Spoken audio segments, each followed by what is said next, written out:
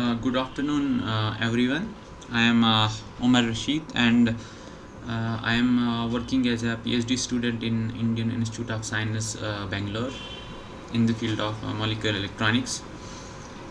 So today I welcome you to the 10th TA session. These sessions are regarding solving some of the assignment questions and question paper questions that has been given in the past. The idea of this exercise is to the idea of this exercise is to show you people how to solve different questions, and in the meanwhile, while solving those questions, I repeat majority some of the preliminary exercise or the topics that are required to solve those questions. So this way you'll get little more practice of solving the questions. So all the study material is available on the NPTEL website via the links that is shared you by the NPTEL, and the video session is also available on YouTube. Okay, so let us start today with today's session. So today is 7th and this is the 10th session of this course, live interaction. Okay, so today we'll be mostly talking about statistics, probability. The main crux topic of today's interaction will be uh, trying to solve the questions that are regarding the statistical thermodynamics. Okay, so uh, today is 7/4.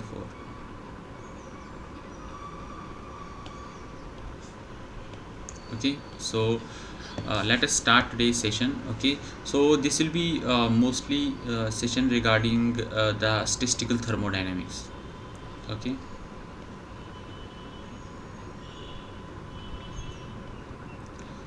no, statistical thermodynamics is actually a link in between.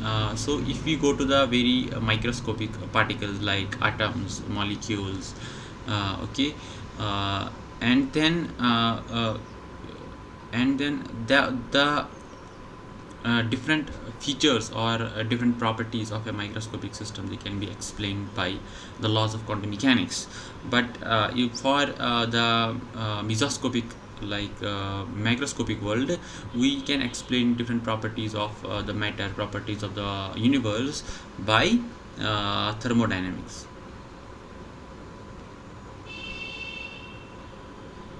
Okay, that link that is actually in between them is statistical thermodynamics. Okay, so today we'll be going briefly with some of the concepts of the statistical thermodynamics that are required to solve the different problems that we'll encounter in this. So meanwhile, I will repeat majority some of the topics which will be important to you. Okay, so let us go. So the first that I will pick is okay. So first thing is statistical mechanics is all about probability. Okay, so the probability that even the quantum mechanics is a probabilistic. Okay, we cannot say that we cannot completely fix the position of an electron, but what we can do is we can say that in a particular area what is the probability of a particle to be found. So this is quantum mechanics. Okay, so classical mechanics can be deterministic, but the quantum mechanics is probabilistic. Okay, so same probability is using in statistical thermodynamics. So first we'll see what is actually the probability and what is the statistics. Okay, so the probability of a particular event, it can be thought of a ratio of that event, or the number of the ways that event can happen divided by the total number of the events. Okay, so we can say that the probability of a particular event to happen is given by the ratio by which particular event will happen to the total number of the events that has happened. Okay, that is the definition that I have written here. The probability of a given event can be thought of a ratio of a number of the ways an event can happen divided by the number of the ways that any possible outcome can happen. Okay, So we have different outcomes. For example, if what this is talking about is we have different outcomes, right? Yeah. So for example, we are talking about,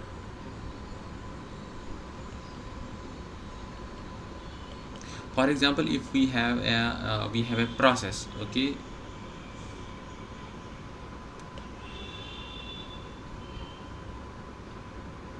we have a process, okay, in which we can have different events, event 1 or event 2, event 3. Suppose this event comes n number of the times, okay, when we do that process, and this event happens m number of times, okay, and the event third happens o number of times, then the probability of event 1 to happen is n divided by n plus m plus o. Okay, so this is the ratio between. Similarly, we can say probability of event 2 to happen is m divided by n plus m plus o, and probability of event 3 to happen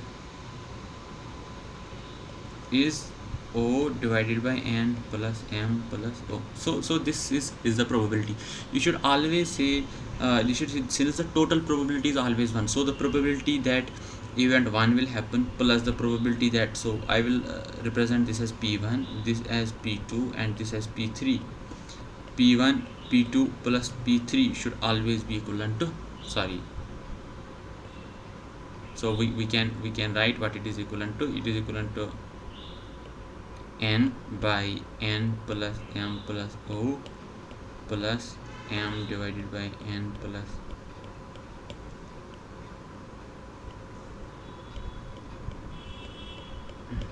so we take this denominator, it will be n plus m plus o divided by n plus m plus o. So the total probability has always to be equivalent to 1. Okay, so yeah, so this probability is one of the basic pillar of the statistics. Okay, so one of the main foundation is of the statistics is the concept of the probability. The likelihood that a particular outcome can come because from a number of possible outcomes, it is expressed in the number of 0 to 1. That means a probability can either happen or it can happen 100%. So the probability is always from 0 to 1. So that is what is written, is that the likelihood that a particular event can happen from a number of the events is from 0 to 1. Okay, it represents so 0 represents that this event can never happen, and 1 represents that we are 100% certain that this event will happen. Okay, so for example, if we sample or we identify the set of all possible outcomes as the sample space and denoted by S. So if we see that all the possible outcomes are denoted by S, and label the desired event, and the event that we are talking about is E, okay, then the probability, then E can be written as PE is equivalent to NE by NS, where P is the probability of E, NE is the number of the times that E event can happen, and N is the number of the events that total number of the events that has been done. Okay, for example, if we have a pair of dice, okay, and yeah, we want to know that uh, the when how many times the number 7 can happen. Okay, we should always know that number 7 is the most probable. Now there are different ways that a number 7 can happen. We have a pair of dice, okay, so the dice is like a cube like this, and each side we have different number of the dots. Now we say that the maximum probability is probability of getting 7. Why? Because the number of the times that the 7 can happen are 36 possible outcomes that 7 can.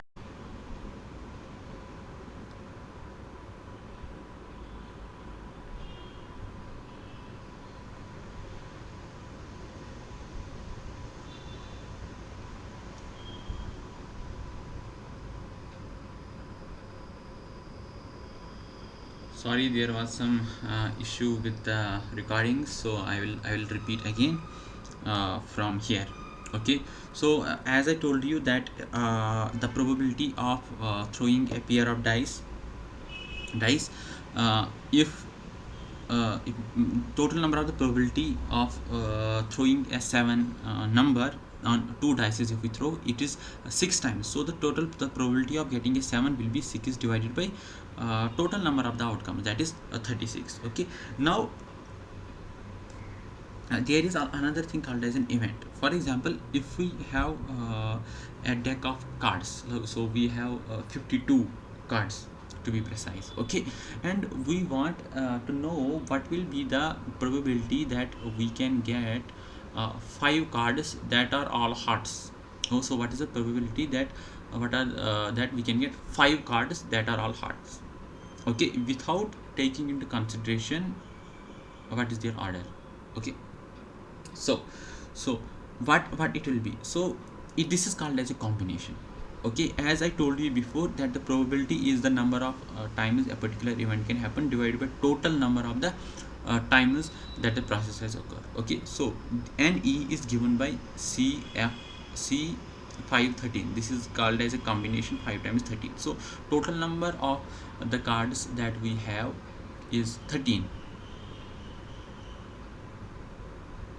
Okay, so total number of the heart cards we have is 13 divided by we have pick 5 cards, so it will be 5 factorial divided by 8 factorial. Now this is the number of the times that we can pick 5 cards. Now what are the total number of the events? Okay, so the total number of the events is 52. Now the total number of the times that we can pick any 5 cards will be given by 52 factorial divided by 5 factorial into 47 factorial. Therefore the probability is given by number of the events divided by the total number of events, that is 0.005. Now that means that picking a 5 card hearts only is a very rare event, and the probability is only 1 into 1 by 2000. Now we have something called as the addition and the multiplication of the probability. If the probability that any one of the disjoint events will occur, the probability of the single events can be added. For example, if a probability of drawing 5 cards in any suit is the sum of equal probabilities and the 4 times as likely. For example, in Boolean language we can say that if the events that we are trying to get the probability, they are related by a logical OR, then the probabilities are added. For example, the probability that 5 of the hearts or 5 of the clubs or 5 of the diamonds or 5 of the spades will come, it will be addition of 0.005 4 times. Okay, so this, but if the probabilities are related by logical AND, means either this will come or that will come, then the resultant probability is the multiplication of the individual probabilities. For example, the probability of throwing a dice 7, we already it is 1 by 6, but the probability of throwing a dice 7 conjugately twice, it will be 1 by 6 multiplied by 1 by 6, that is 1 by 36. Okay, now another important thing is the probability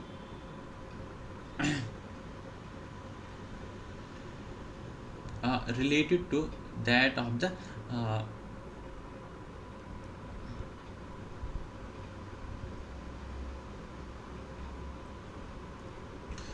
probability related to that of the what is the effect of probability on the past and the future events. Now we should say that we should always remember that the probability has nothing to do with the sorry, so the probability has nothing to do with the past or the future events. For example, if the probability of throwing a 2 with the die is 1 by 6, then the probability of throwing 2 twice is 1 by 6 multiplied by 1 by 6, that is 1 by 36. That means the probability of throwing twice again on the next row will always be 1 by 6. So the previous probability has no effect on the next probability. The expression that a probability must be such as addition of probabilities. Now we have to always see that the total probabilities of all the events is always equivalent to 1. Okay, so this is called as normalization of the probability that we'll see. Okay, now we have something called as a probability distribution function. You see in nature or in day-to-day life, these events that we have like counting cards or number of dice, what we have is we have very small number of the events, so we can really count them. But in nature, the probabilities numbers are very large, so what we do is we cannot count them, so we use something called as a probability distribution functions. Okay, so what we do is using a variable x to represent the possible outcome of events. Then the discrete case, the framework could be summarized as follows. For example, if we have the event is denoted as x. Okay, for a particular event occur, that is xi, the probability is given by pxi, and the total summation of all the probabilities will be given by 1. This is called as a normalization. Now if we take allow x to take continuous range of values, then the probability can take a different character. Since to get a finite result for probability, we must sum the probabilities over a finite range of x. Since x is a continuous variable, the sum takes in the form of an integral. The common practice to define the distribution function is a probability is a derivative of the probability. So if we have a probability dpx and we considering x as a continuous function, then what we will have is we'll take it as derivative. This derivative is called as probability distribution function. Okay, now the usefulness of this is if we want that an outcome between x is equal to a and x into b, we can directly integrate this probability distribution function over x, so we'll get this, and we can always use a normalization. Okay, for example, the most important probability that you might have heard is the concept of Boltzmann's distribution. It tells us about the number of the particles which have an energy E at a particular temperature T. It is given by Fe is equal to 1E, or you might have heard Fe is given by Ae minus E by KT. This is called as Maxwell's. This is called as a Boltzmann's distribution. So if we have to now determine the number of particles which at a particular temperature which have an energy between A and B, what we can do is we can integrate this with energy from A to B. So we will get the number of the particles with energy from A to B. So this is concept of probability distribution function.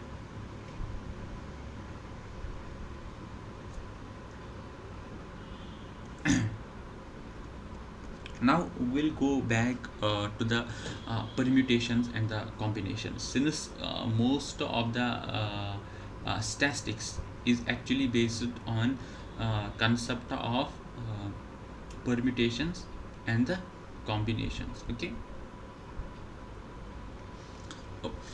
if we have a collection of indistinguishable objects, then the number of ways you can pick a number r from them, where r is less than n, is given by permutation relationship p n r n factorial divided by n minus r factorial. So what is the permutation? Permutation is, for example, if we have distinguishable objects and the total number of distinguishable objects are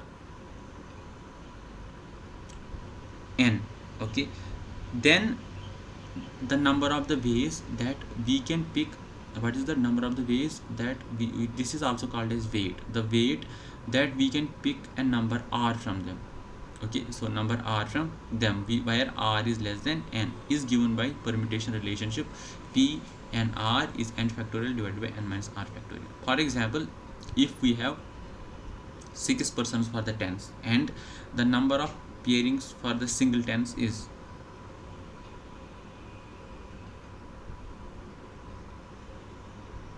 okay. So for example, if we consider that we have 6 persons. Now what we want to do is we want to play single tens with them. Okay, so now we have to combine those sixes with how many total number of possible ways they can play with one another. Okay, so if we consider the previous if we consider the previous relation, that is 6 factorial divided by 2 factorial, it is 6 multiplied, it is 30.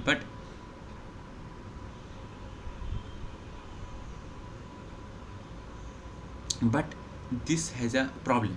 Why? Because it treats A and B match as distinct from B and A match. Okay, for players A and B, so A and B or B and A, it is the same event, so only 15 matches will happen. Okay, so we have to produce all distinguishable pairs. Now in order to take that into account, we call it as a permutations. We can divide it the above relationship by the number of the permutations of R, which is R factorial. This is called as a combination. Now the combination relationship is n factorial divided by n minus R factorial into R factorial. So here the concept is, what is the difference between permutation and what is the difference between combination. In permutation, uh, in combination, the order, it does not matter, either it is A and B, A to B or B to A, but it remains same. But in case of permutation, the order is taken into account. The permutation is higher than the combination or equivalent that of a combination, depends. Okay, for example, the total number of tennis matches is, then the combination is 15 factorial, that we have 6 factorial divided by n minus R factorial into R factorial. So this is permutation and the combination. Permutation also tells us in which we can choose R objects out of n objects. So for example, so this is n factorial, but R must always be less than n.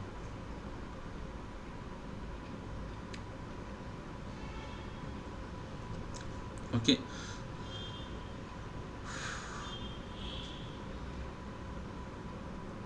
so these relationship actually happens by, we have to count how many number of the ways that specific events can happen, and we have to combine them to find what are the total number of the possibilities.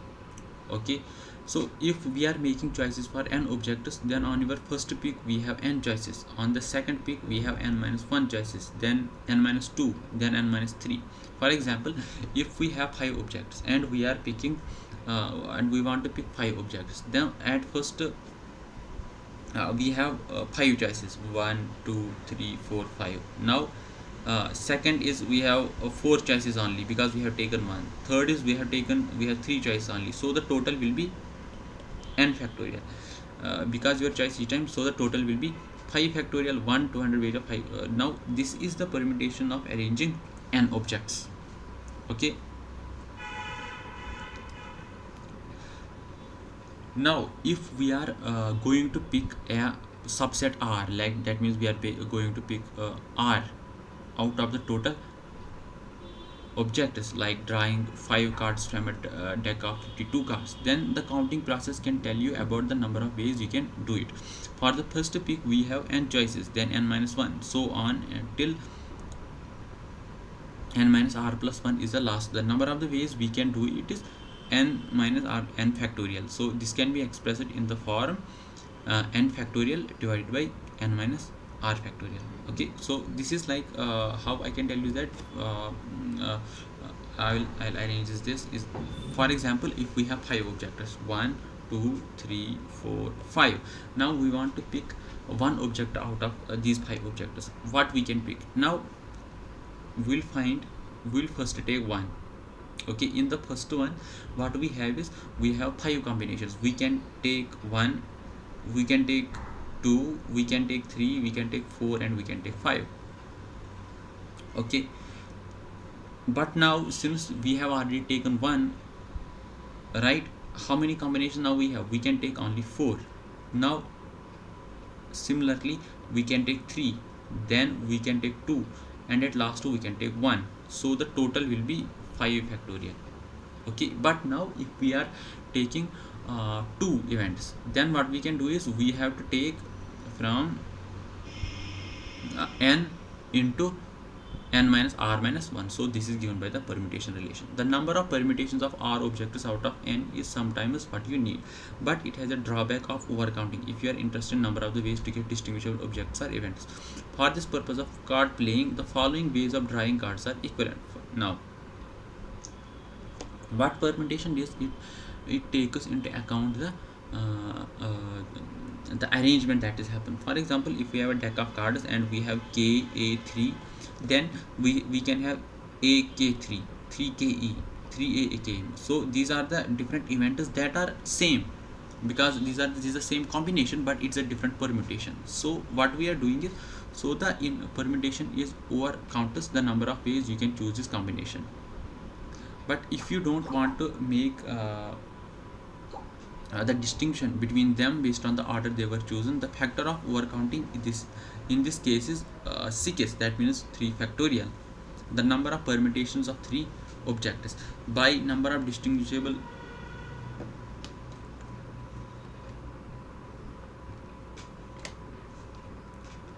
collection of R objects chosen from n obtained by dividing the permutation relation by R, then it is usually n factorial divided by n minus R factorial into R factorial. So this tells us the permutation relation, this tells us the combination. The permutation tells us the number of the ways in which we can arrange different objects in R groups, but taking into consideration their arrangement as well. But the combination does not take into consideration the arrangements in which the different objects uh, are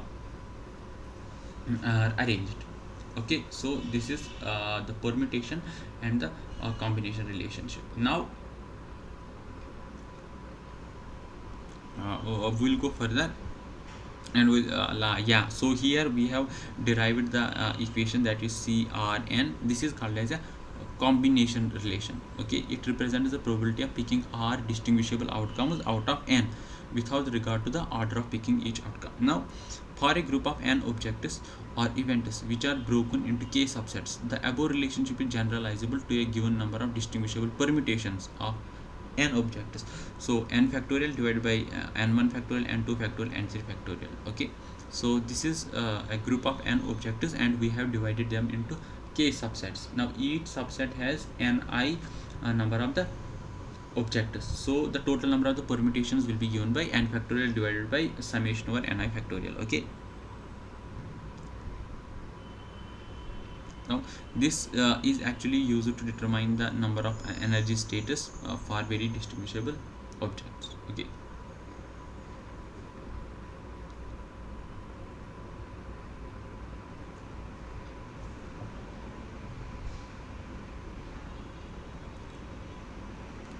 now we have to we'll go towards the energy states. Okay, so what are the different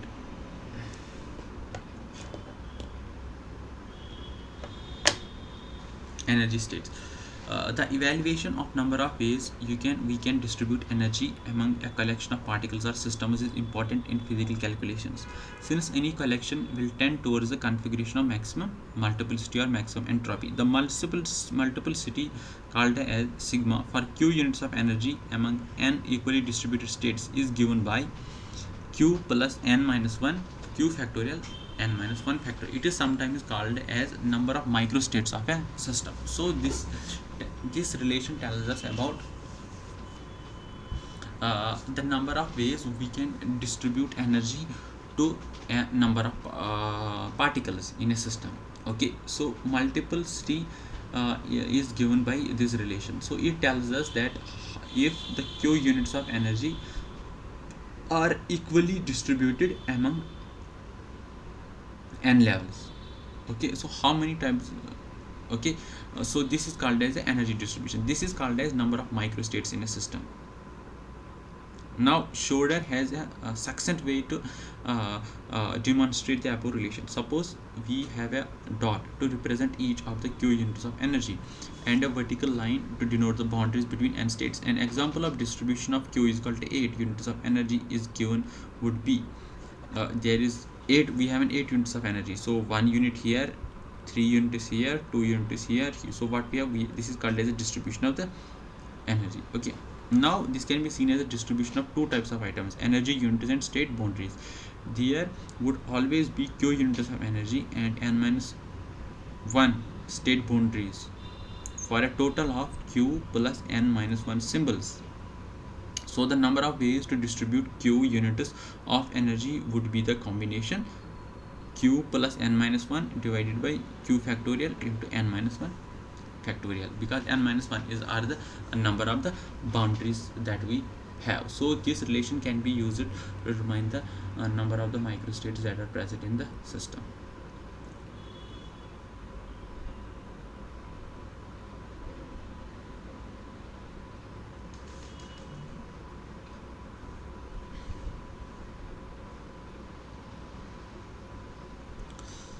Now we'll go towards distribution of energy among different six identical particles. For example, now this is very important in quantum mechanics. For example, we take Maxwell's Boltzmann distribution. Okay, the distribution of particles with a number of ways. Each distribution can be produced according to Maxwell's Boltzmann statistics, where each particle is presumed to be distinguishable. So in Maxwell's Boltzmann distribution, every particle is a distinguishable. So it is regarding Boltzmann's. Okay, now we have these status, and we have these status, and the total number of the energy that we have is, for example, 9 units of energy, and we have 6 identical particles, but these particles are identical. Now how we can distribute them?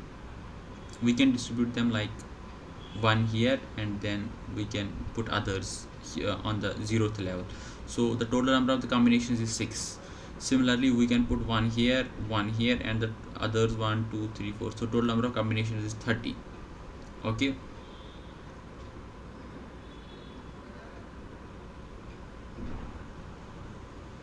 so this combination that we can calculate is given by 6 factorial divided by, we have 5 factorial, 1 factorial, so it is given by 6. Okay, similarly we have this, we can calculate it as we have total number of the things that we have is 6, right? Then we have 4 factorial, 1 factorial, 1 factorial, then 4 factorial, and this will be 5 6 multiplied by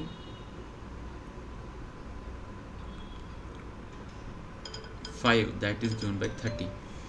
Okay, so this is the number of the combinations in which different energy can be distributed. 9 units of energy we have, and 6 identical particles we have. Similarly, there are different that are, now total number of different distribution is 26, but the particles are distinguishable. So the total number of different states are, if we combine them, total number of different states are 2002. Okay, now if we look towards the right side, each of these distributions, they have the same energy, and also they have the same number of the particles, but the distribution at the right, like this one, it has 180 times it is probable, and on the left is only 6 times. Now this is Maxwell's Boltzmann distribution. It does not matter how many particles are in each state, but which particles are in each state. Okay, so this is the Maxwell's Boltzmann distribution. Now Blatt uses the term microstate. So I have told you microstate and macrostate. Microstate is used to describe the characterization of a system which gives just the number of the particles for each state. The diagram above shows 3 of 26 possible microstates. Now this is called as a microstate. Macrostate, each of the combination that we show is called as a microstate. Okay, so the term microstate is used for more detailed characterization in which the specific energy levels for each particle is given. The microstate are at left are 6 microstates are in here. Okay, because there are 6 ways of putting one particle in 9th level, and the next is a 5, but there are 100 ways of achieving the macrostate at right. So every distribution is presumed to be equally likely, then the system is 30 times more likely to be found on the right hand side. Okay, now the number of distinguishable ways to produce each distribution is given by, what will be the total number of the microstates? It will be n factorial divided by n factorial, and that I have told you before. Okay, now we have to establish the distribution function for the number of particles in each energy state. The number of particles in each state must be averaged over all the microstates. Okay, so for each microstate, the number of particles in a given energy level is multiplied by number of microstate. The sum of those products is divided by the total number of the microstate, which is 2002. So in this case, Nj summation over I Nij Pi, where Nij is number of particles of energy Ej in microstate I, number of microstates in macrostate I divided by total number of the microstates, average number of particles in each level. So the number of microstates or multiplicity for q units of energy equals probable states can be mathematically evaluated using this expression. Okay, so this can be used to determine the number of the microstates for q units of energy among n equally probable states. So we came to know about the microstates and macrostates. Now if we use this expression, what we can do is we will determine the value of the 9 plus 6 minus 1 divided by 9. Okay, so this is the relation and we'll get 2002. That is what we have determined here. Total number of the combinations are 2002 here, 2002.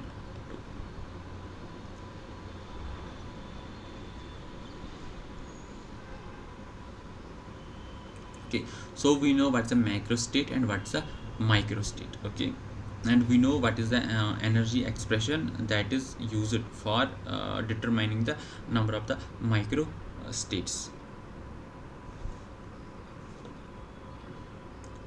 Now we'll go, as I have told you before, we'll go towards the Maxwell's-Boltzmann distribution. Now, as I have shown you already, that there are 26 possible distributions of 9 units of energy among 6 particles, if those particles are assumed to be distinguishable. Now if all these particles are distinguishable, that means we can see that each particle we can differentiate from one another, and that is the case in case of classical particles, right?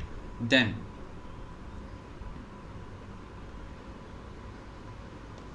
what will happen is that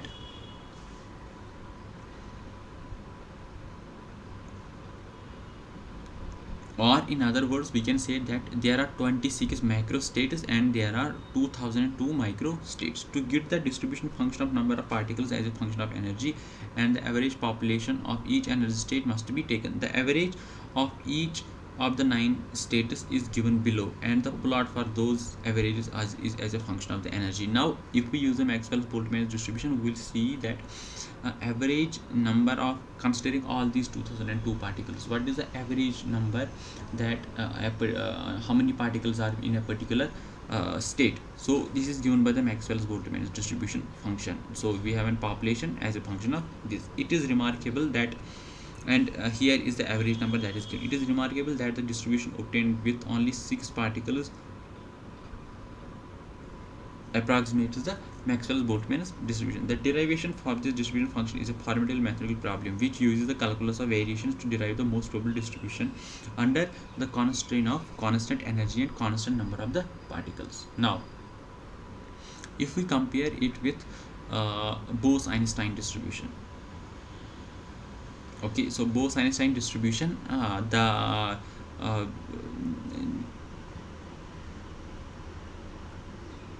thing is here. So the Bose-Einstein distribution is given by A1 AE E minus KT minus 1 is a Bose-Einstein distribution. Now there are 26 possible distributions of 9 units of energy among 6 particles if those particles are indistinguishable. So Bose-Einstein statistics, it is applied on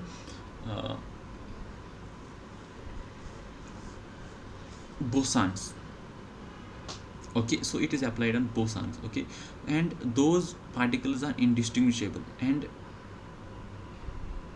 first the Maxwell's-Boltzmann distribution is applied to the particles where those are distinguishable from one another.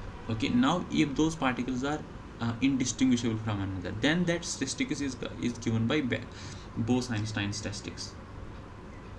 Okay, in order to get a distribution function for the number of particles as a function of the energy, the average population of each state must be taken. The average of each 9 states is below is shown compared to result of Maxwell's Boltzmann's distribution. Now if we see, this is the Bose-Einstein stacks and this is the Maxwell's Boltzmann's distribution. So we can see the average as a function of this. Lower energy states are more probable with Bose-Einstein stacks than the Maxwell's Boltzmann statistics. While the excess is not dramatic in this example for a small number of particles, it is very dramatic with large number and lower temperature. At very low temperatures, bosons can condense into lowest energy states. The phenomena called as Bose-Einstein condensation and is observed in liquid helium and is responsible for its remarkable behavior. Now, in case of Maxwell's Boltzmann distribution, there is no such thing. But in case of bosons, what will happen is that when we have a large number of the particles at very lower temperatures, majority of the bosons, they come towards the lower energy states, like they occupy lower energy states. Now because of that, like these states, now because of that, this is called as a Bose-Einstein condensate, and it is shown in case of helium. Now we have seen two types of, if the particles are indistinguishable and the particles are distinguishable. Okay, now if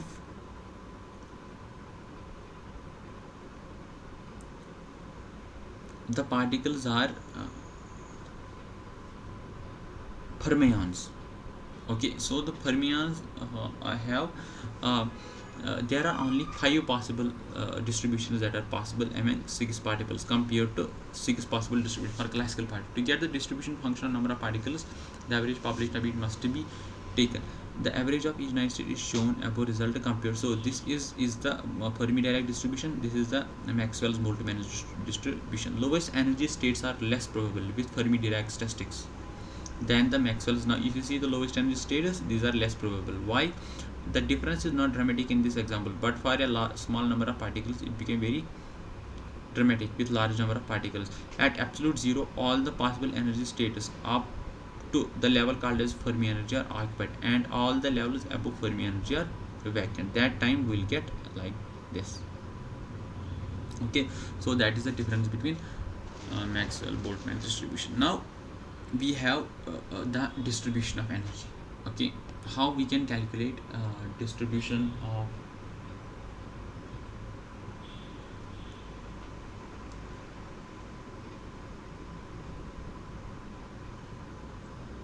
energy.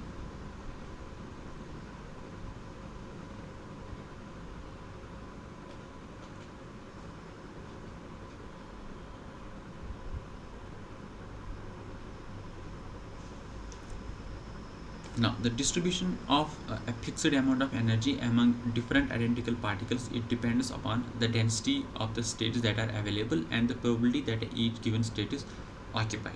The probability that a given state is occupied is given by a distribution function.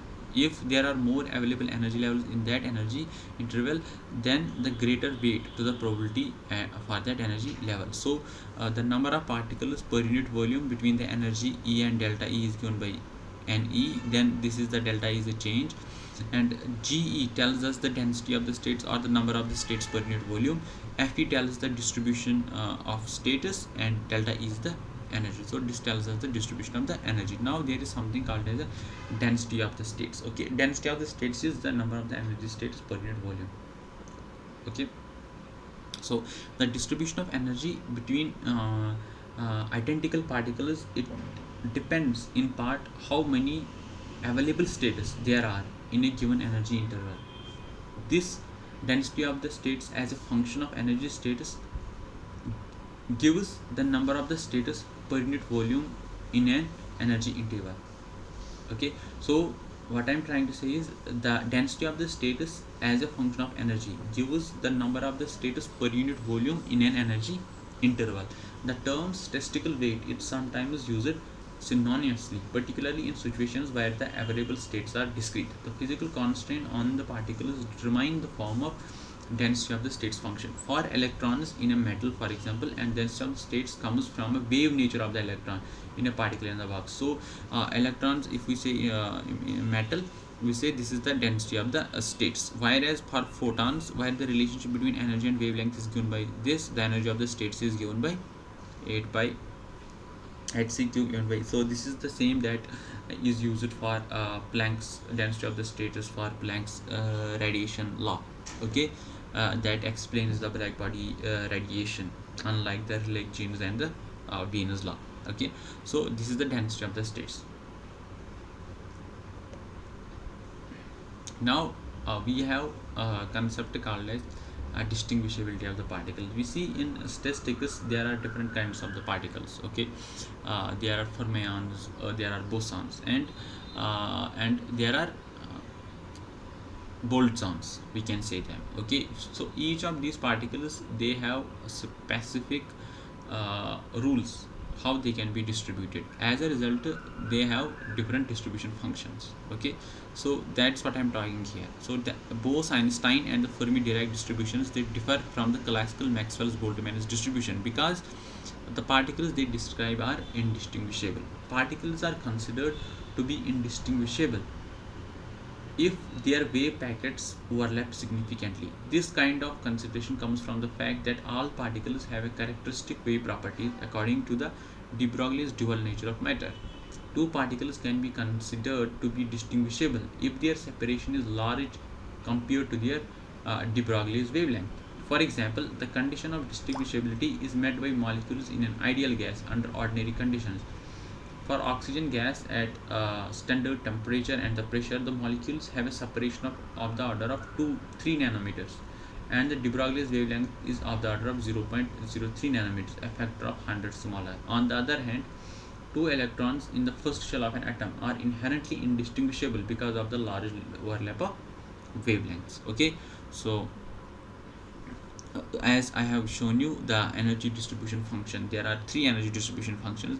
The distribution function is the probability that a particle is in the energy state E at a particular temperature. The distribution function is the generalization of the ideas of discrete probability to the case where energy can be treated as a continuous variable. Three distinctly different distribution functions are found in the nature. The term A in the denominator of each distribution is the normalization term, which may change with the temperature. So we have a Maxwell's Boltzmann distribution. This is used for classical particles, like which are identical but they are distinguishable particles. Okay, for example, molecular speed distributions, ideal gas, where we use a Maxwell's Boltzmann distribution. Second, we have is Bose-Einstein states. These are used in case of the quantum particles. The particles are identical but they are indistinguishable with integer spin, also called as a. This is applicable in case of the bosons, for example, thermal radiation or specific heat. Similarly, there is a third called as a Fermi-Dirac distribution, which is applicable in case of indistinguishable particles with half integer spin, called as a fermions. For example, electrons in case of metals, conduction in semiconductors.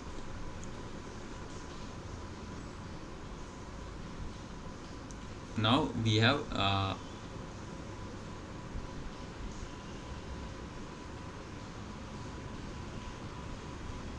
Maxwell's Boltzmann distribution. Okay, so what is the Maxwell's Boltzmann distribution? As I told you, the distribution is nothing but it is a derivative of the probability. Okay, so the Maxwell's Boltzmann distribution is a classical distribution function for the distribution of amount of energy between identical but distinguishable particles. It is given by 1 by E exponential. Besides the presumption of distinguishability, classical statistical postulates further that there is no restriction on the number of particles that a particular energy state can occupy. At thermal equilibrium, the distribution of particles among available energy states will take the most probable distribution consistent with the total energy states and the total number of the particles. Every specific state of a system has equal probability. One of the general idea contained in these postulates is that unlikely that any one particle will get an energy from above the average. Energies lower than the average are favored because there are more ways to get them. If one particle gets an energy of 10 times the average, for example, it reduces the number of possibilities for the distribution for the remainder of the energy. Therefore, it is unlikely because the probability of occupying a given state is proportional to the number of the ways it can be obtained. So this is the Maxwell's Boltzmann distribution. This is the probability that a particle have energy E. A is the normalization constant. This tells us the probability for occupying a given energy state is decreasing exponentially with energy. K is the Boltzmann's constant and T is the temperature. With increasing in energy, uh, it is progressively less likely that a given particle will attain that energy. So more particles will be found with lower energy. It is presumed that unlimited number of particles can occupy any state. So this is Maxwell-Boltzmann's distribution. Now we have talked about uh, permutations, we have talked about combinations, and we have talked about uh,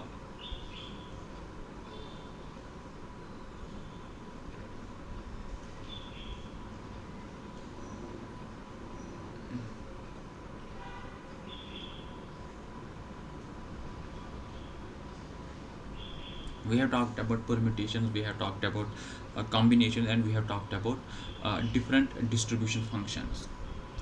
Okay, now what we'll do is we'll try to solve the questions that has been given in the past. Okay, so I will get question paper easily.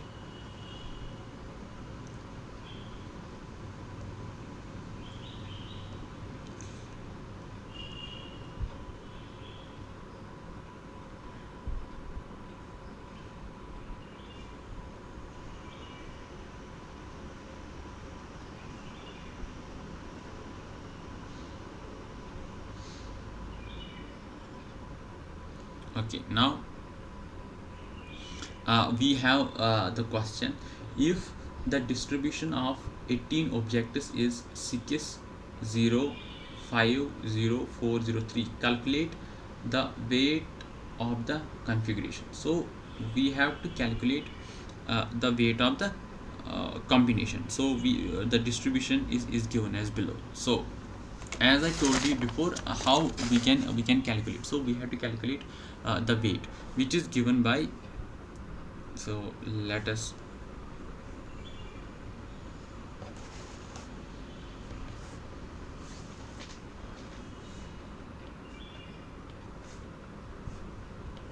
okay, now we have assignment. Okay, we have question 1 solution. Okay, we know that what is weight given by,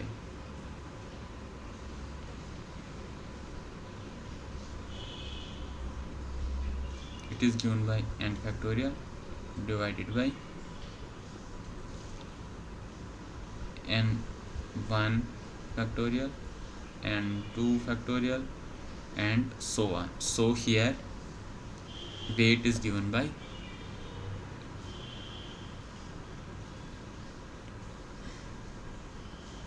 what is the total that we have. We have 18 objects, and what are the different groups? 6 factorial, 0 factorial, 5 factorial, 0 factorial, 4 factorial, 0 factorial, 3 factorial, 0 factorial. Okay, so if we can calculate it, what we will get is 5.146 into 10 to the power 8. So this is our answer. Okay, now we will go to question 2.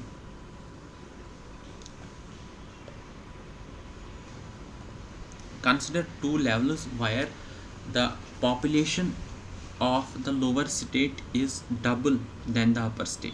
Calculate the temperature where the energy separation is equivalent to 450. So we have a two-level system, and the population of the lower states is double than that of the light state. We have to calculate the temperature. We will use the Boltzmann's distribution to calculate this energy gap, because we know that for two non degenerate levels, N2 tells the number of the particles that are in second state, N1 tells the number of the particles that are in the first state. It is given by minus delta E divided by kBT, whereas delta E is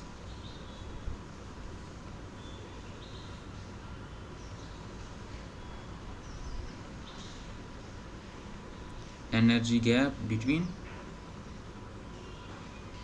states, and kB is Boltzmann constant, and T is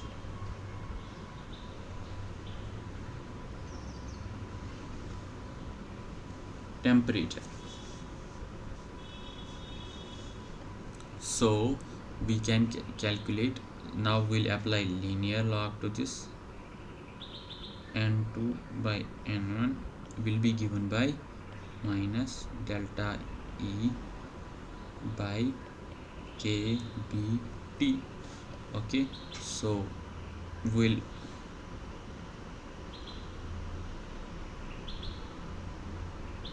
rearrange above equation.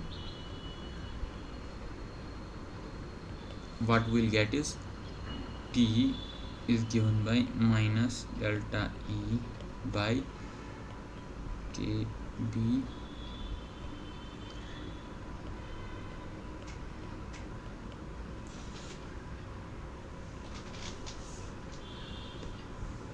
okay, so we got this. Then we'll use the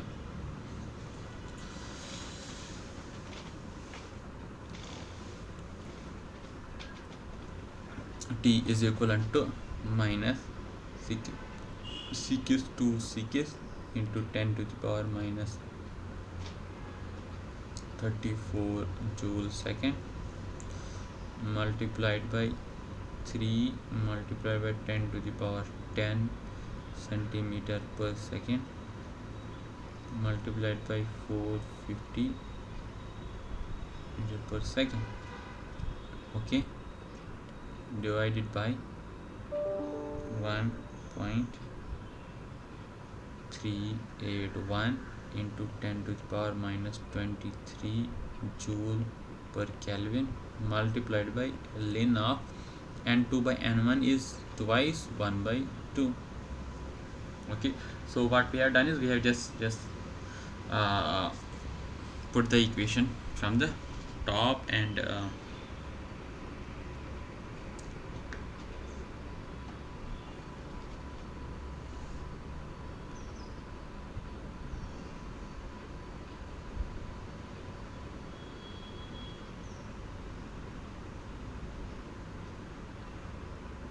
so this is actually derived from the equation. T is equivalent to minus delta E by kB ln N2 by N1. We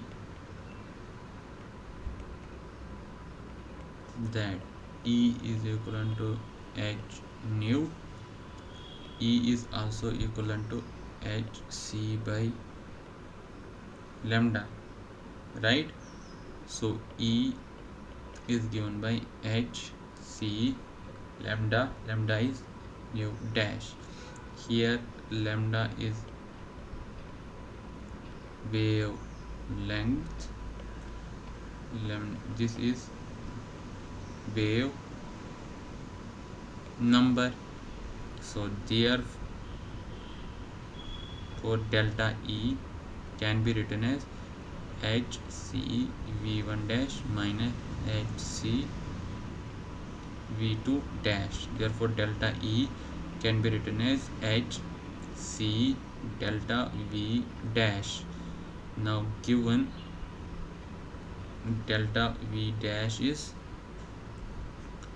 450 centimeter inverse. Okay, h is equivalent to 6.623 6.626 into 10 to the power 34 joule second, and the speed of the light is 3 into 10 to the power 10 centimeter per second. Okay, velocity of the light. Now that we have used it here in this equation. Okay,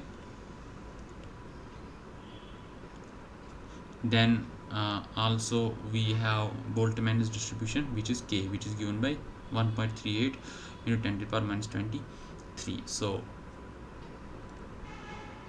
using this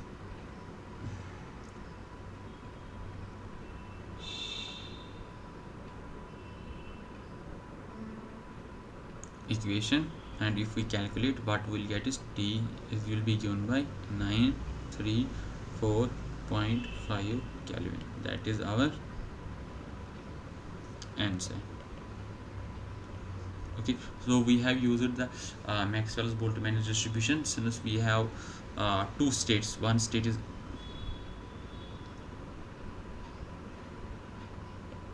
here, another state is here. So suppose for example this is E1 and this is E2.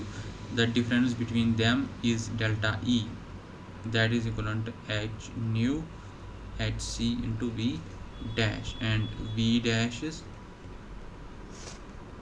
450 centimeter in 450 centimeter inverse. So this is what we are talking about here.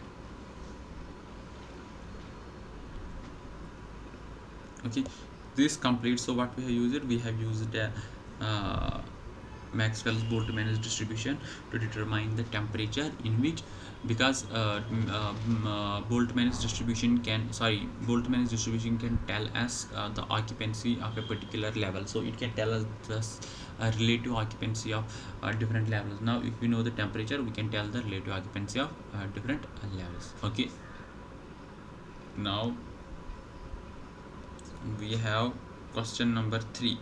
What will be the ratio of partition function of inert gas xenon and helium at the same temperature? Okay, so the question is regarding the partition function. Okay, so the partition function is actually the main where the statistical thermodynamics is deriving the equation. Partition function is actually they are the functions of thermodynamical state variables such as temperature and volume. Most of the aggregate thermodynamical variables of the system, such as total energy, free energy, entropy, pressure, they can be expressed in terms of the partition function. The partition function, you have to remember that partition function is a dimensionless quantity. Okay, each partition function is actually constructed to represent a particular statistical ensemble, which in turn corresponds to a particular energy. The most common statistical ensembles have named partition function, like the canonical partition function. It applies to a canonical ensemble in which the system is allowed to exchange heat and with the environment at fixed temperature, volume, and the number of particles. Then we have grand canonical ensemble, applies to a grand canonical partition function in which the system can exchange both heat as well as particles with the environment, but the temperature, volume, and the chemical potential should remain constant. Okay, so the what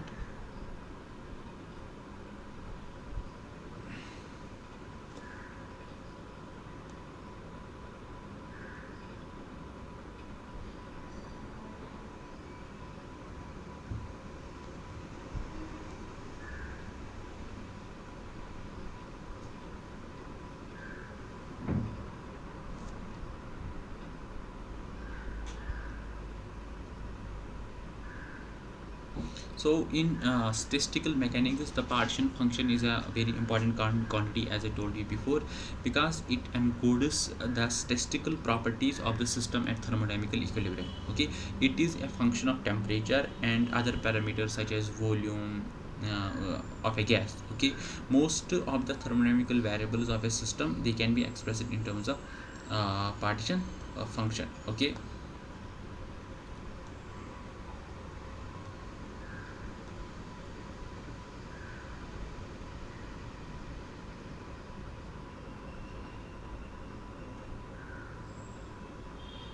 Now,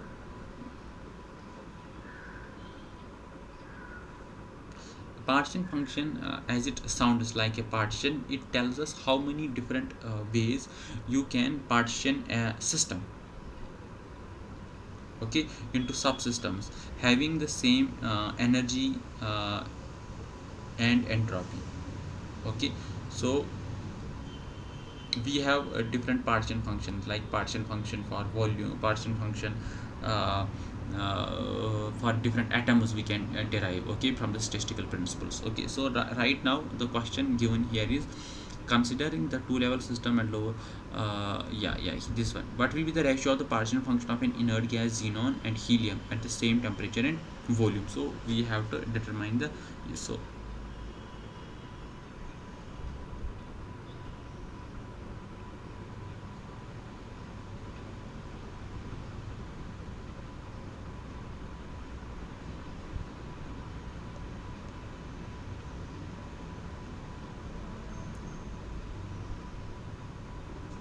okay, so we have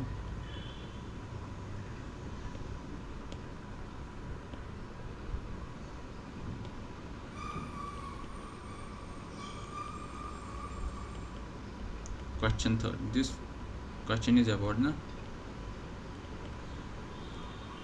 partition function.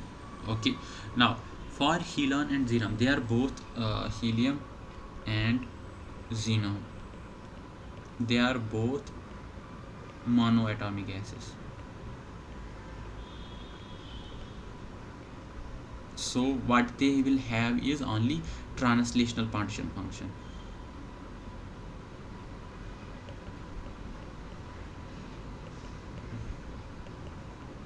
Partition function of a molecule or a system can be expressed in terms of partition function of translational, rotational and vibrational excitation, vibrational states. Okay, since these are the monoatomic gases, so we'll have only translational partition functions. We the translational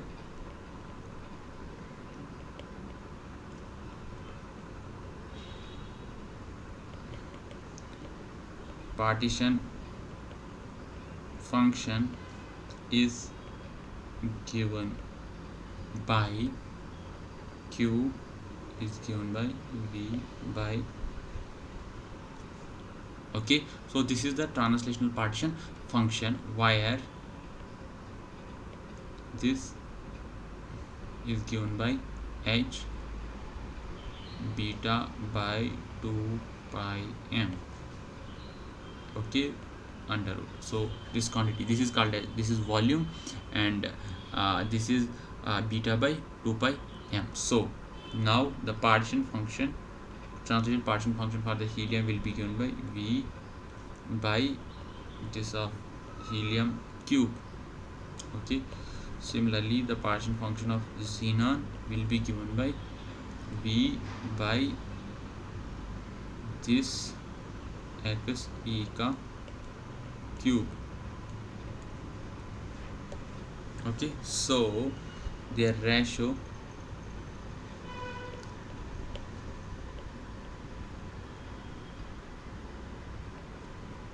will be given by helium by xenon.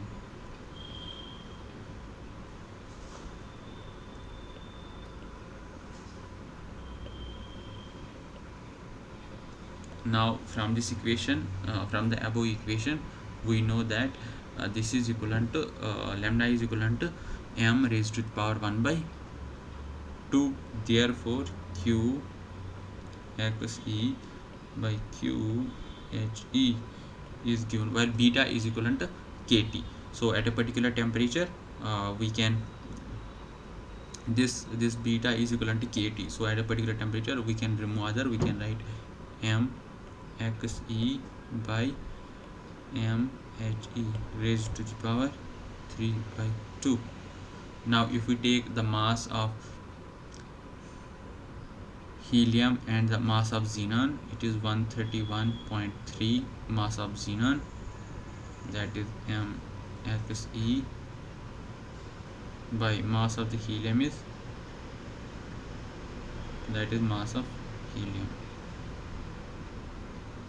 Okay, raised to power 3 by 2. So we can determine the partition function for helium by partition function of the helium by partition function of the xenon to the partition function of the helium will be 187.9. Okay, so this solves this our question. So we have to, once we consider we have a question regarding the partition function, we have to see what are the different contributions of the partition function, like what are its different degrees of the freedom. Since they have only translational degrees of the freedom, so we can calculate the translational partition function only. Okay,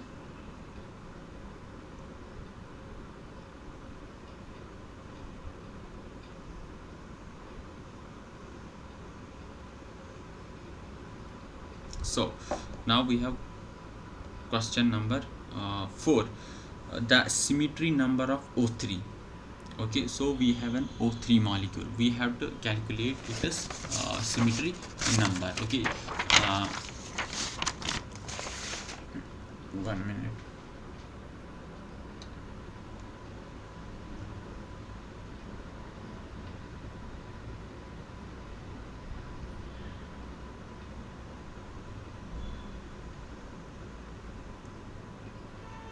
Okay, so symmetry number of O3. Now first, what is symmetry number? Symmetry number is one question. Now we have a question regarding symmetry number, also called as symmetry order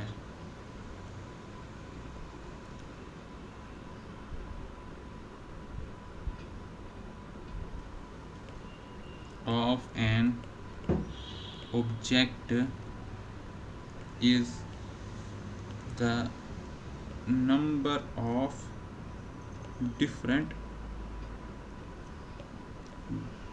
but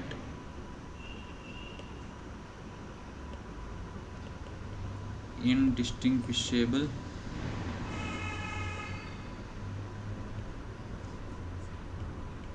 or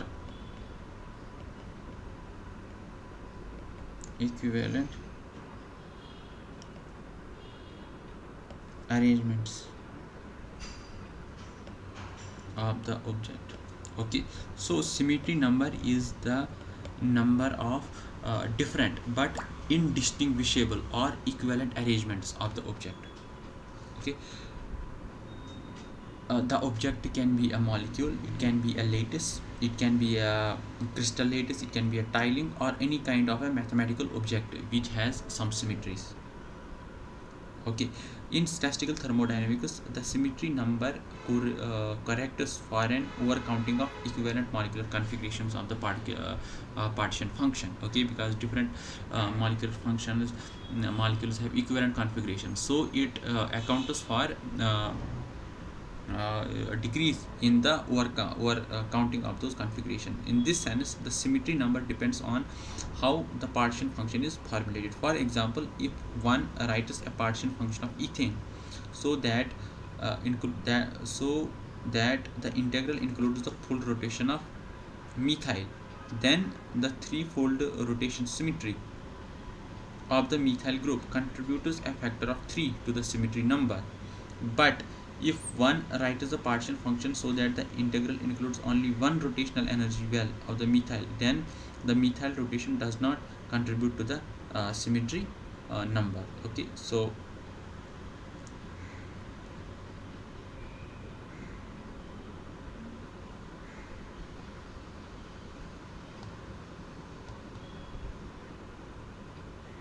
symmetry number is mostly related to the is used for rotational partition function. Okay, so it tells us that uh, for example, if we assume a rigid rotor approximation, So we rigid order approximation. Then for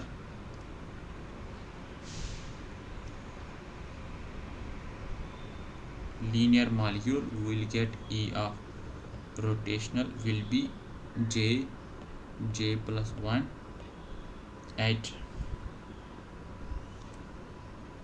square by 8 pi square I, where I is moment of inertia and j is 0, 1, 2, etc., also called as a rotational quantum number. But for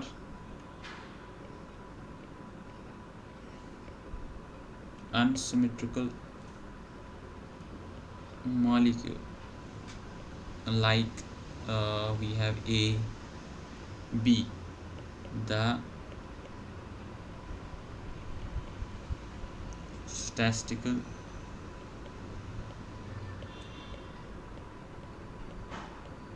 weight factor is given by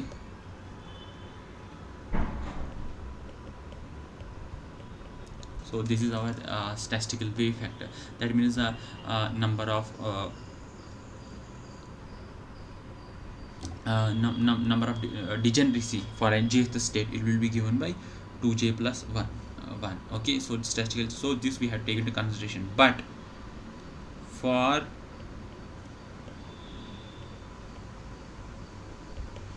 symmetric molecule like we have AA,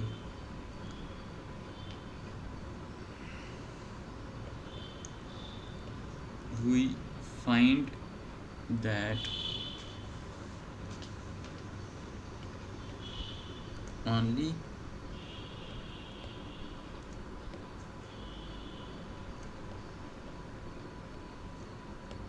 half of energy levels are occupied.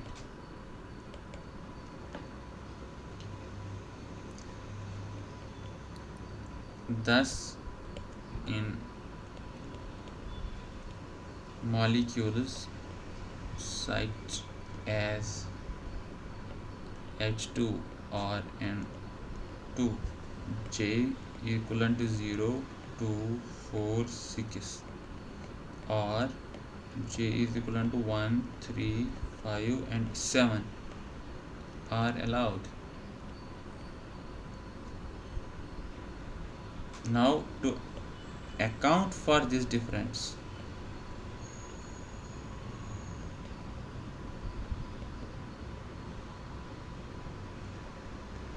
we correct J by dividing by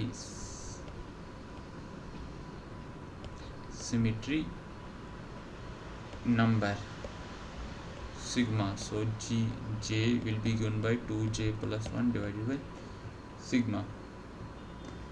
This sigma, the essence of the sigma is that it determines the number of indistinguishable rotated positions. For a homodiatomic molecule such as H2, sigma is 2. Since H and H, they are both indistinguishable. For a heterodiatomic molecule, for example, if we have an H2, sigma is 1. For example, if we have carbon monoxide, sigma is 2. Okay, because H and OE and HC are distinct, because CO and OC are distinguishable. Another example of sigma is equivalent to 2 is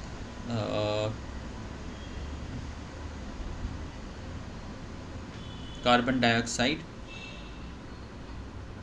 and sigma 1 for ONN.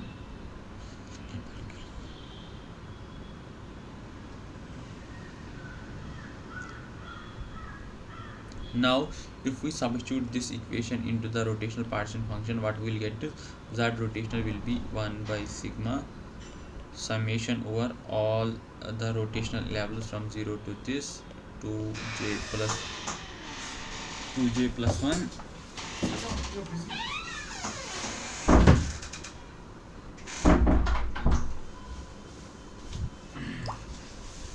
2j plus 1, then we have an exponential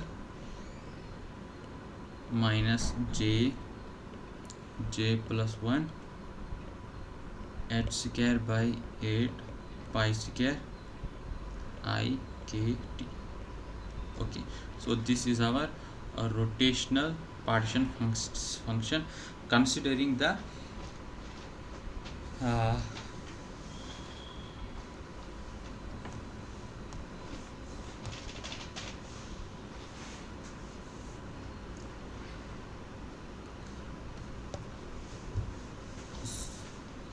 symmetry number. Okay, for example, I will give for some of the molecules. For H2O, the sigma is 2, NH3 the sigma is 3. Similarly for CHCl3 it is 3. For CH4 the sigma is 12. Okay, so this is symmetry number.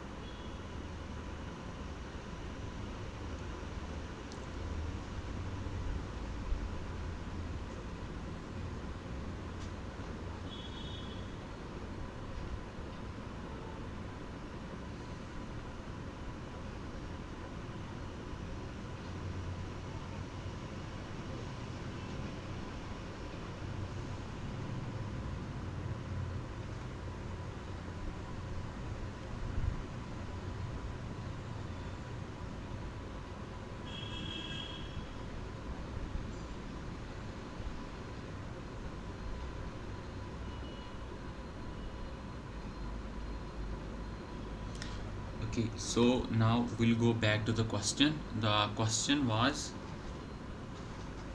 what is the symmetry number of O3? Okay, so if we see that we have O3, its structure is like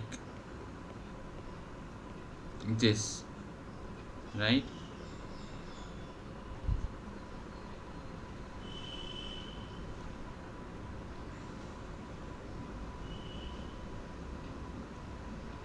This is O3 structure, and the symmetry group that it belongs is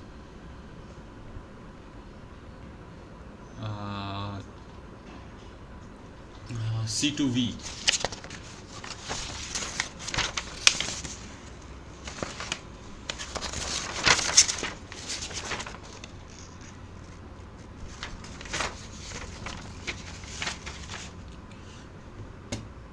So symmetry group it belongs is C2V. So it has C2 axis. For C2 axis, the sigma is 2. So this 2 is the symmetry number. Okay, now we'll go to the next question. Question number 5. A certain atom has doubly group level, a triply degenerate electronic excited level, and a doubly generate at 1300 centimeter. Calculate the partition function of these states at 200 Kelvin. Now we have to calculate the partition function for electronic energy levels. Okay, now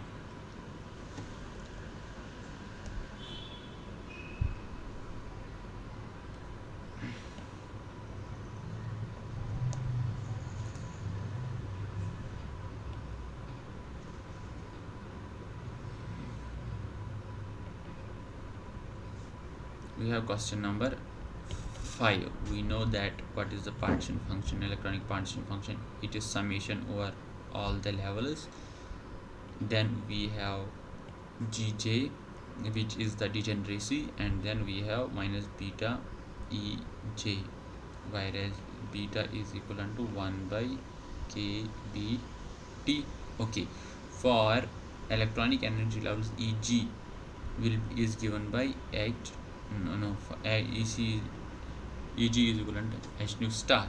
So Q will be given by summation over all the levels Gj E minus Hc Vj by Kbt. That is given by, now we have a doubly degenerate and we have a triply degenerate state, right?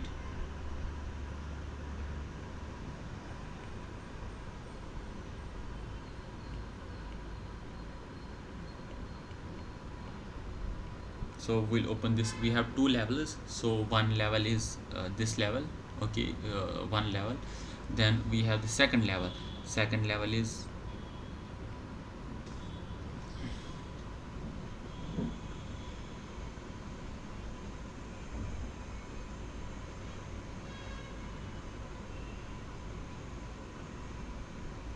this level, okay. But HCV dash J by KBT, we'll calculate this. It is given by Ckis point Ckis to Ckis into 4 joule second multiplied by 3 10 centimeter per second multiplied by VI, this divided by K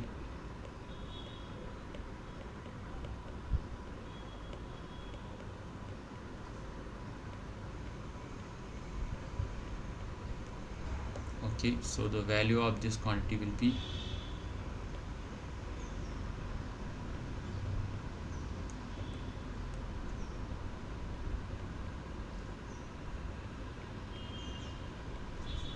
okay. Now we'll go back to the equation. First it will be Q. So what was the question?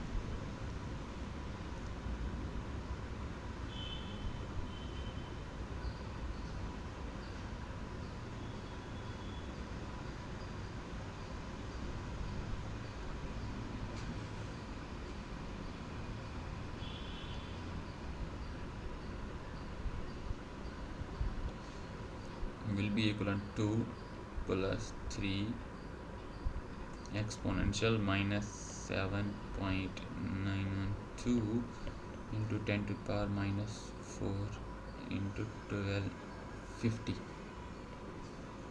okay, plus 2 exponential minus 7.52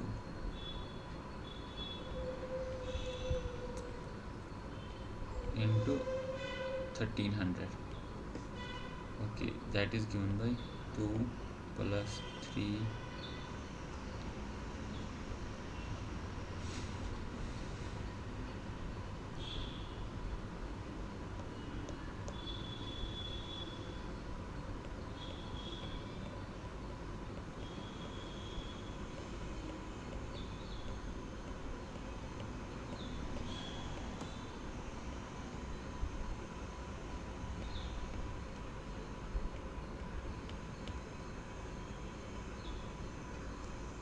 So this is our answer. What we have taken is, we have taken generally the partition function for a level, and we have converted the energy into the wave number. Now wave number we are given. By calculating the wave number, we can get the states, that we can get the partition function of any two status that we want.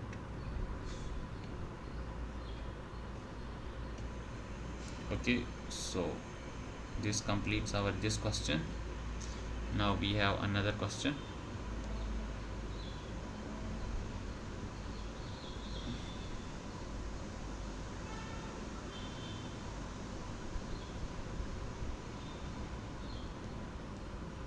Okay, in a molecule triply degenerate excited state lying at 400 centimeter above the non-degenerate state, at what temperature will 20% of the population will be in the upper level? So we have a triply degenerate state at 400 per centimeter, and we have a singly degenerate state, okay. We have to see when the population will be 20% in the upper level. So we'll use the distribution functions. Okay, so this is question 6. We know that the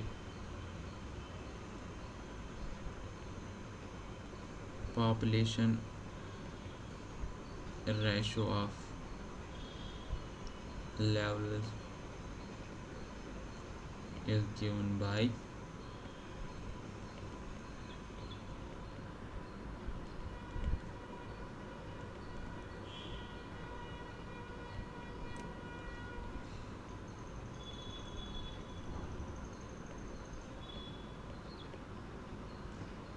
okay, whereas G2 by G1 is the ratios of the degeneracy.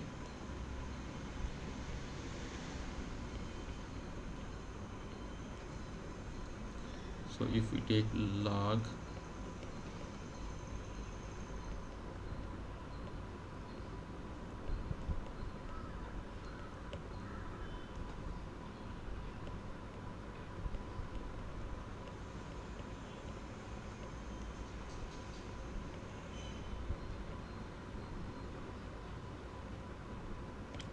if we rearrange above equation,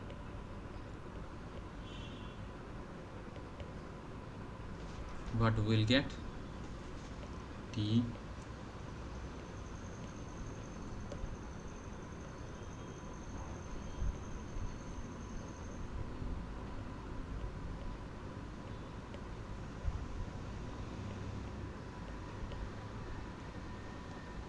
this, so T will be given by minus secus 0.62 secus multiplied by 10 to the power minus 4 joule second multiplied by 3 into 10 to the power 10 centimeter per second into 400 per centimeter divided by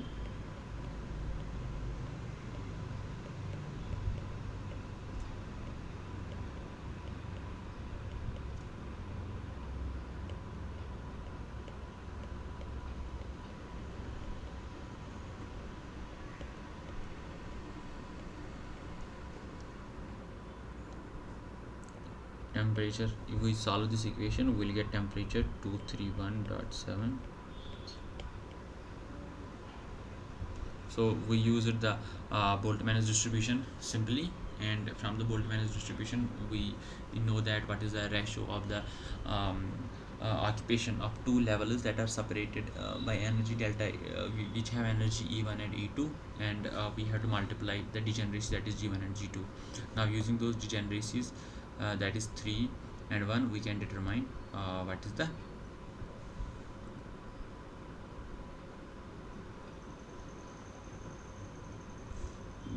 this state of these two states.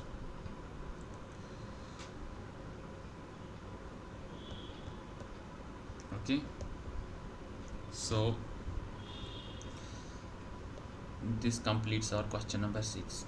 So everything is based on these questions are based on mostly on Maxwell's Boltzmann's distribution. Okay, so there is, now we'll go to the next question.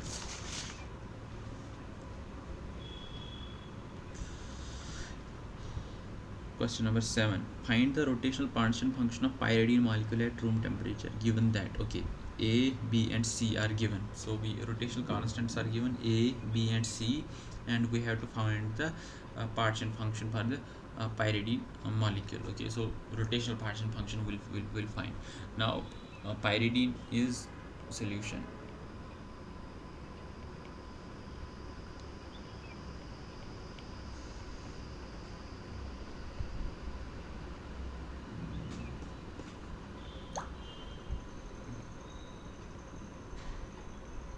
This is the pyridine molecule. Okay, so if we see the pyridine molecule, it has a symmetry group of C2V. It has C2 and it has sigma V and also E.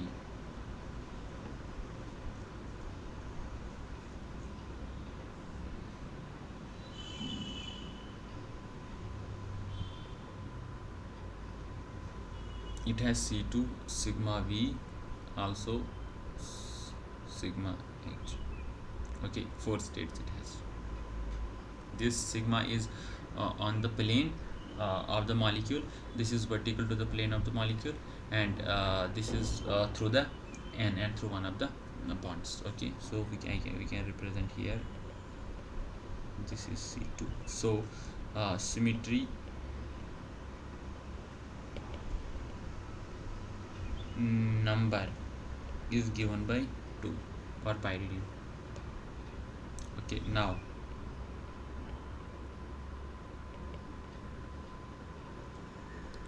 rotational partition function for a non-linear molecule is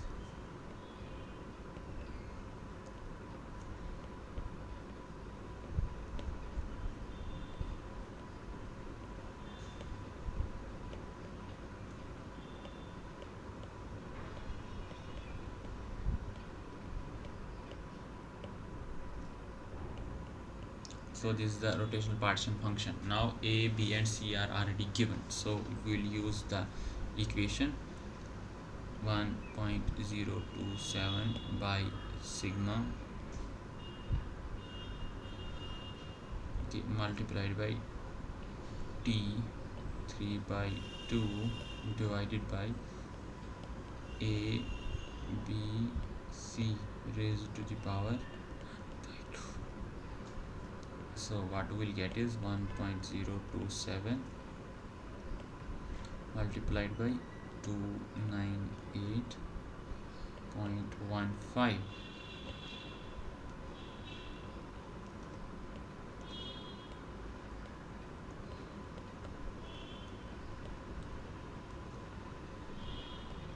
Zero point 1936 into 0.0987. Now these three parameters are given, that is a cap, b cap and the c cap.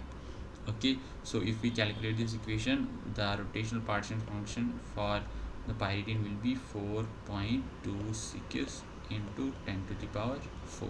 Since the partition function is a dimensionless quantity, so it has no dimensions. So we got the partition function for pyridine molecule. Okay, let us go to another question, which is regarding at what temperature would be population of first excited rotational state of HCl be 1 by E times its population of its ground state, where B for the hydrogen is this. Okay, so now we have HCl molecule and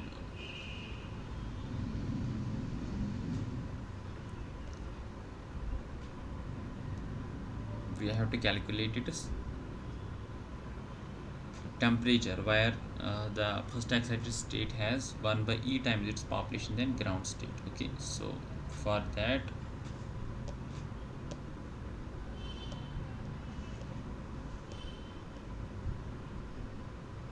okay,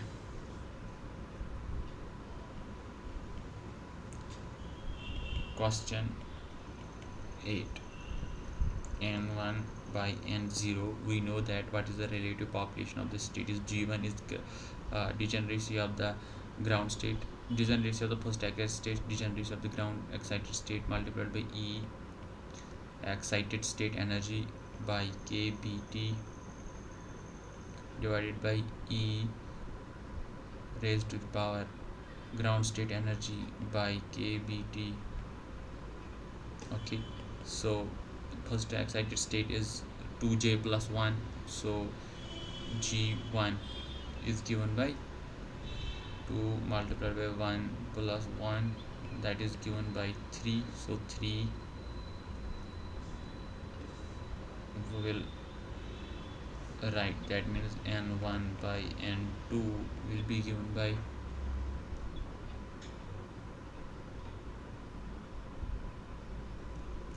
also B dash for HCl is given, right? That is 10.59 centimeter inverse. Therefore n1 by n2 will be equivalent to 3 exponential minus twice HCb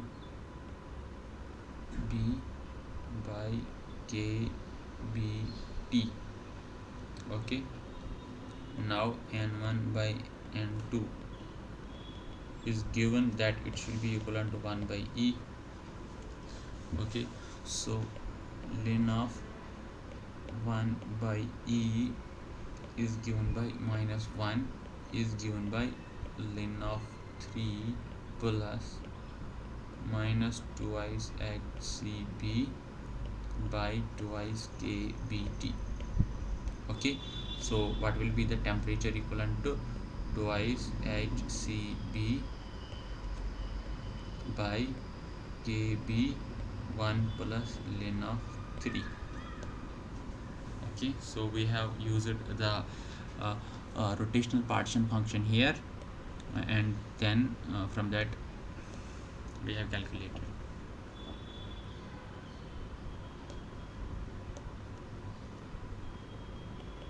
That is given by 2 multiplied by 6.623 into 10 to the power minus 34 joule second multiplied by 3 into 10 to the power 10 centimeter per second into 10.59 cent per centimeter divided by 1.3.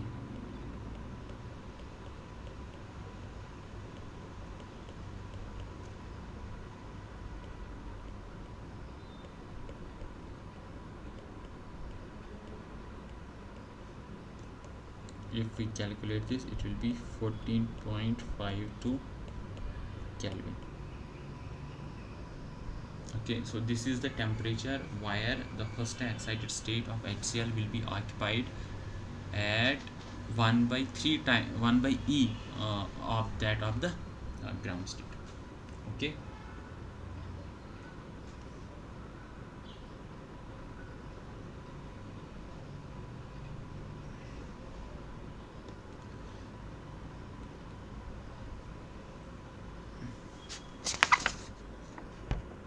now we have 2 more questions.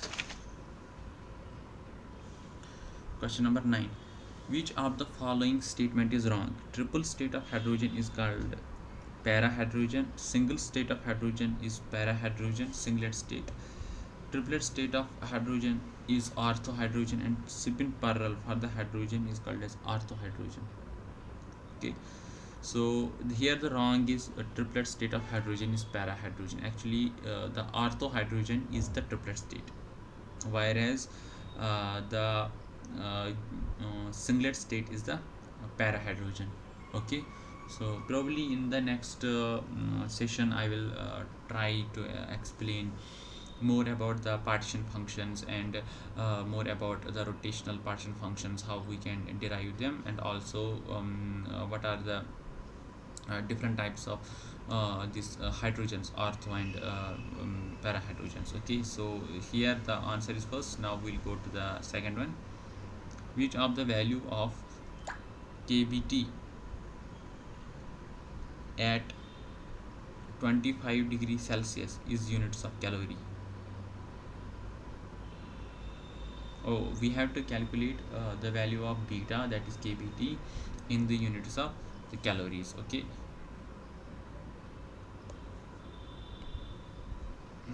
so we had question 9. Answer is A. Orthohydrogen is not singlet hydrogen. Okay, now we have question 10. Okay, so we have to calculate the value of beta, which is kBt, in calories. So how we can do it is we'll take kb is equivalent to 1.381 into 10 to the power minus 23 joule per Kelvin. 1 joule we have to is 0.239 calories. So kBT will be given by 1.381 into 10 to the power minus 23 joule per Kelvin multiplied by 0.239 multiplied by 298. Okay, Kelvin calorie per joule. Now this joule and this joule will say this Kelvin and this Kelvin will go, right? So kBT will be given by 9.84 into 10 to the power minus 22 calories. Okay, so this complete. So briefly, today we have solved some of the questions that are related to the statistical thermodynamics. Okay, so I will briefly say what we have first revised what is the basic probability and how what is the probability and how I can calculate the probability of an event. Okay, then we have determined yeah, how can a probability be added, or it can be under what circumstances can the probability be added, or it can be the multiplied. Then we have described the brief about the probability distribution functions, and then we have taken what is the permutations and combinations. Okay, how they can be calculated. Then we have shown that seen the permutations for different energy distributions, what are the different combinations that are possible. Okay, then there is the distribution of units of energy among six particles, and we have seen that how different distribution functions will give uh, how the different distributions differ from one another by considering the case of 9 units of energy and 6 identical particles. Okay, so Maxwell's Boltzmann distribution, Bose-Einstein and Fermi-Dirac distribution. Okay, then we have described about the density of the states and what is the distinguishability of the particles. Then there are different and then there is Maxwell's Boltzmann distribution. Then we have solved the questions regarding different partition functions, which I will explain probably more in the detail in the next year, because this is important regarding the thermodynamics, statistical thermodynamics. And yeah, so this completes our today's session. I'll hope you to see in the next one. Thank you so much.